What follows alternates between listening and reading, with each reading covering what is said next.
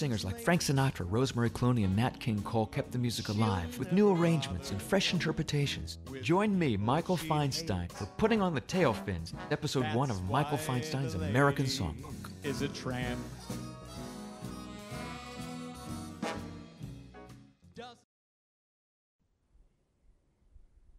Welcome back. It was another overcast day today here in Vincennes, Indiana. At today's temperature at 55 degrees. Today's high at 68. Today's low at 47. Wind coming south at 15 miles per hour and the humidity at 69%. The barometric pressure 30.00 and steady. For our local area conditions, as you guys can see, overcast skies all over with Oaktown and Wheatland at 55 degrees. Patoka and Albany, Illinois also at 57 degrees. Let's move right into our national temperature map. It looks like Tacoma, I'm sorry about that, but Tacoma, Maine experiencing a cold spot at 17 miles per hour, but 17 degrees south of that for the rest of the New England area. Temperatures are in their 50s through their 70s with Myrtle Beach, South Carolina at 68 degrees and Miami, Florida at 76. For the northern plains, it looks like temperatures are pretty cool in their 40s through their 50s with Bismarck, North Dakota at 44 degrees. Now for the central and also southern plains, these are experiencing some warm temperatures in their 50s through their 70s with not Bismarck, but Lincoln, Nebraska at 57 degrees and Oklahoma City at 65 degrees. In the west, temperatures are in their 40s through their 60s with Tacoma, Washington at 49 degrees and Sacramento, California at 45 degrees. Let's take a look at what's going on across the United States. As you guys can see, there is a high pressure system here. It looks like it's going to remain dominant, bringing in some clear and dry conditions for much of the west, the northern and central and also southern plains.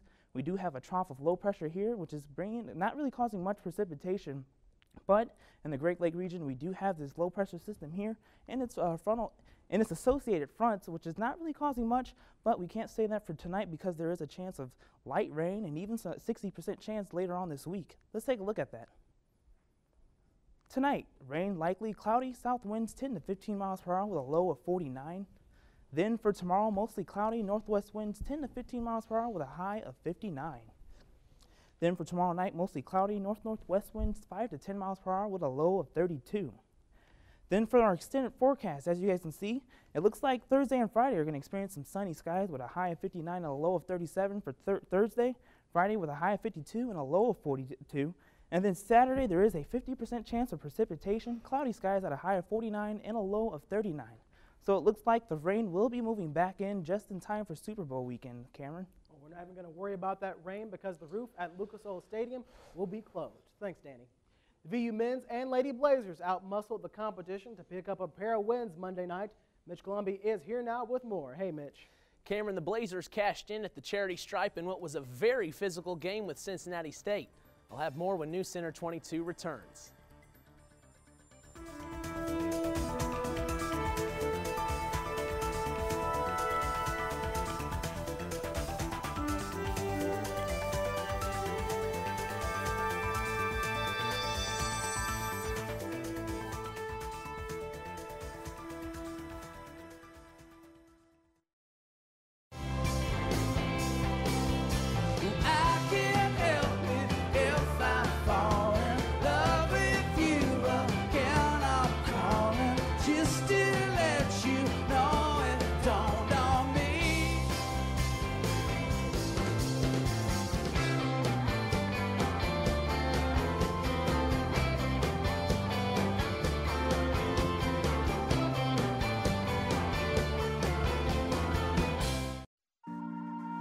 Join WVUT TV on Wednesday, February 15th for our live broadcast of Vincennes University Lady Blazers basketball. The Lady Blazers will host Three Rivers Community College with the tip-off at 7 p.m. Don't miss a great night of junior college basketball as the Lady Blazers entertain the Lady Raiders right here on WVUT.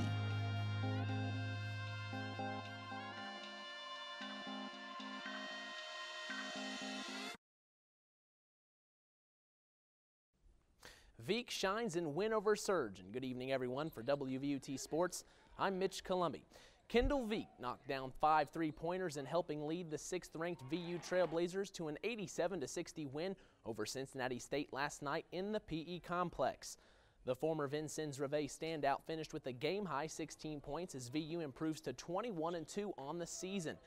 The game was a very physical one, with VU hitting 28 of 39 free throws, while the Surge was 21 for 27 from the foul line. The Trailblazers are now off until Saturday when they host Kennedy King. In the women's game, Skylar Shern came off the bench to score 24 points to lead the VU Lady Blazers to a 91-76 win over the second-ranked Lady Surge. The physical contest saw both teams go to the foul line as the Blazers made 26 of 31 attempts, led by Shern, who was 15 of 17 from the line. Cincinnati State shot 77% on 28 of 36 tosses. VU, now 18-3, play at Olney Central tomorrow night. Fresh off an embarrassing performance Sunday in Miami, Derrick Rose couldn't wait to make up for it. Rose scored a season-high 35 points to lead the Chicago Bulls to a 98-88 win over the Washington Wizards Monday night. It came a day after the reigning league MVP missed 2 key free throws and a possible game-tying jumper in the final 30 seconds in a 4-point loss to the Heat. Chicago never trailed, led by as many as 22, and never let Washington get closer than 8 points in the second half. One of the hottest teams in the NBA, the Philadelphia 76ers, hosted the Orlando Magic and protected their home court 74-69. Andre Iguodala had a double-double, scoring 14 points and grabbed 11 rebounds to lead the way for the Sixers. The Magic missed 9 straight shots during a 6-minute stretch in the third that allowed the Sixers to build a double-digit lead. Jody Meeks hit a three-pointer for a 53-40 lead, and the 76ers withstood 3 late threes by Orlando that trimmed the final margin. Dwight Howard paced the Magic with 17 points and 11 boards. The New York Giants and the New England Patriots are in Indianapolis for Sunday's Super Bowl at Lucas Oil Stadium. The Patriots arrived Sunday evening and worked out Monday at the Colts training facilities. Coach Bill Belichick was asked if revenge was a motivating factor for his squad after losing the Giants during the regular season and then in the Super Bowl 2 years ago.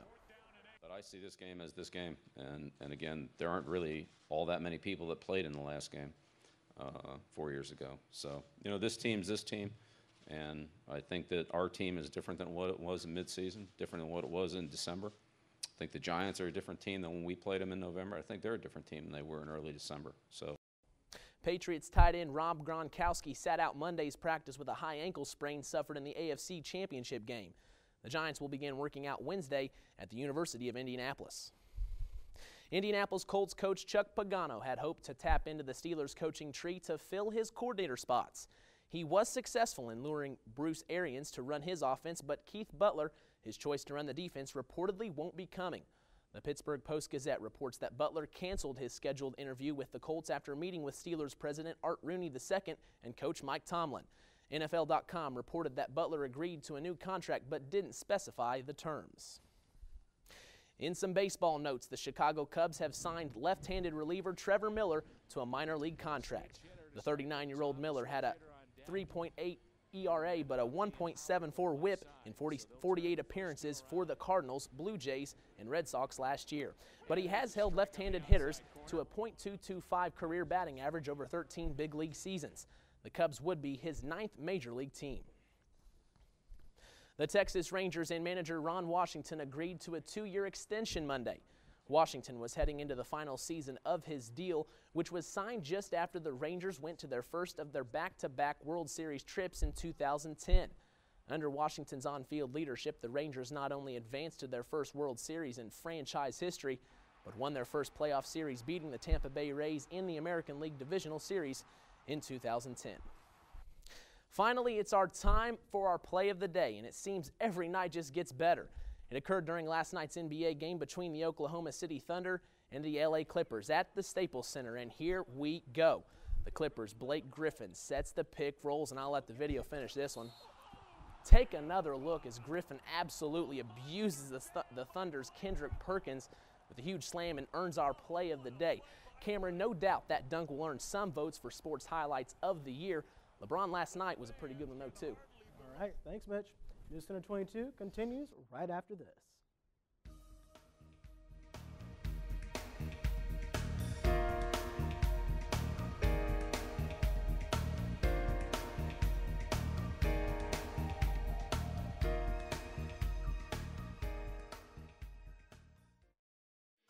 On Nova, scientists race to uncover a 100,000-year-old mystery. There was something about this lake that was dangerous. An ancient world of fantastic creatures. But why did so many die here? If you were there at the wrong time, something might kill you. With only weeks remaining, can the riddles be solved? Ice Age Death Trap on Nova.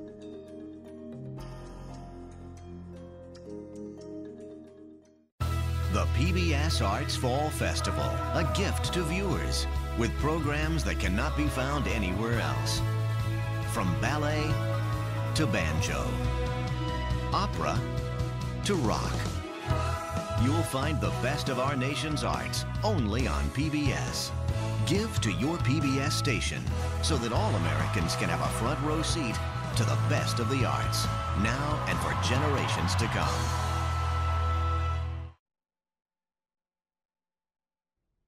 So would a Chrysler car ever sell for $1 million? Maybe when someone very famous was once behind the wheel. Jeannie Mose has more on the car and who drove it to its high price tag. Ever wonder what happens to your old car after you get rid of it? Well, when it's President Obama's old car, this guy's trying to sell it on eBay. And you're asking $1 million. $1 million bucks. It's a lot of money, isn't it? Especially for a 2005 model that would normally sell for under $20,000. It's a top-of-the-line Chrysler 300C with a powerful V8 engine. Basically what it is, it's like a luxury hot rod. The eBay posting includes the registration for the vehicle. Then Senator Obama leased the gas guzzler, but when he ran for president, dumped it for an environmentally correct Ford Escape hybrid. Restaurant manager Tim O'Boyle bought the Chrysler at a Chicago area showroom. On the way out, somebody said, "Hey, you better hang on to that car." And I said, "Why is that?" They said, "Well, it used to belong to Mr. Obama." And I said, "Yeah, right." And the guy said, "No, I'm serious."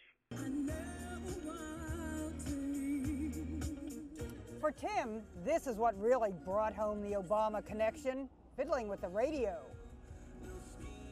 He found Mr. Obama's preset favorite stations from rock and roll to country. It was like, holy cow, this is the real deal here, Tim says he's absolutely an Obama supporter.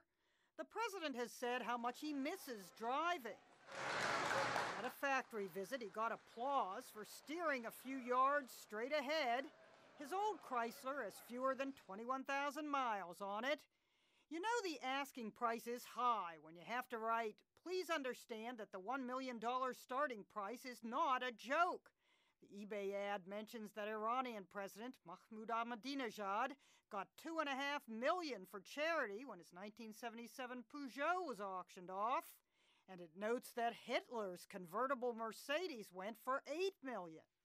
Tim says he looked, but nope, no Obama leftovers under the floor mats, no French fries under the seat. Those who have pointed out that they see the check engine light is on in the eBay photos, rest assured everything works. But since no $1 million bids have come in, Tim may consider lower offers. $1 million for a 7-year-old Chrysler is enough to make a driver lose control. Jeannie Mose, CNN. It's a lot of money, isn't it? New York. And that is all for this evening. For Danny Taborn and Mitch Columby, I'm Cameron Riddle. Thanks for watching and have a good night.